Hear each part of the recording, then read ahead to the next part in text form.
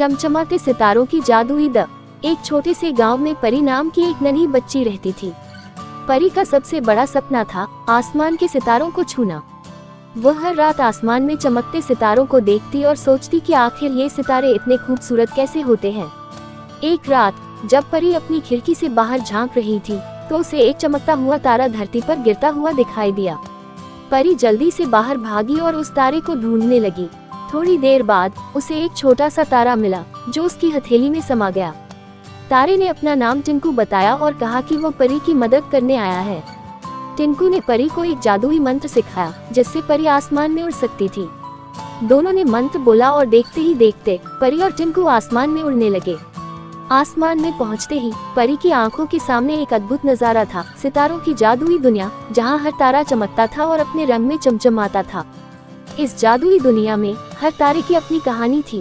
कुछ तारे खुश होते थे, कुछ उदास और कुछ तो शरारती भी होते थे। टिंकू ने परी को बताया कि अगर कोई तारा उदास हो जाता है तो उसकी चमक कम हो जाती है।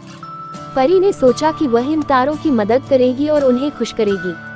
परी ने अपने नए दोस्तों के साथ तारों की समस्याएं सुनी और उनके लिए हल खोजने लगी। एक तारा उदास था क्योंकि उसे लगता था कि वह उतना सुंदर नहीं है। परी ने उसे बताया कि हर तारा अपनी तरह से अनोखा और सुंदर होता है। एक दूसरे तारे को अकेलापन महसूस होता था, इसलिए परी ने उसे बाकी तारों से मिलवाया और सबको एक साथ खेलने की सलाह दी। धीरे धीरे सारे तारे खुश हो गए और उनकी चमक और भी बढ़ गई। परी ने तारों को उनके असली रंग में चमकने में मदद की और उन्हें दोस्ती और प्यार का महत्व समझाया। इस जादुई दुनिया में परी ने न सिर्फ नए दोस्त बनाए बल्कि उसने अपनी सबसे बड़ी इच्छा भी पूरी की। उसने आसमान के सितारों को छू लिया। कहानी के अंत में टिंकू परी को उसके घर वापस लाता है, लेकिन अब परी जानती है कि जब भी वह चाहेंगी वह आसमान की जादुई दुनिया में वापस जा सकती है और अपने दोस्तों से मिल सकती है।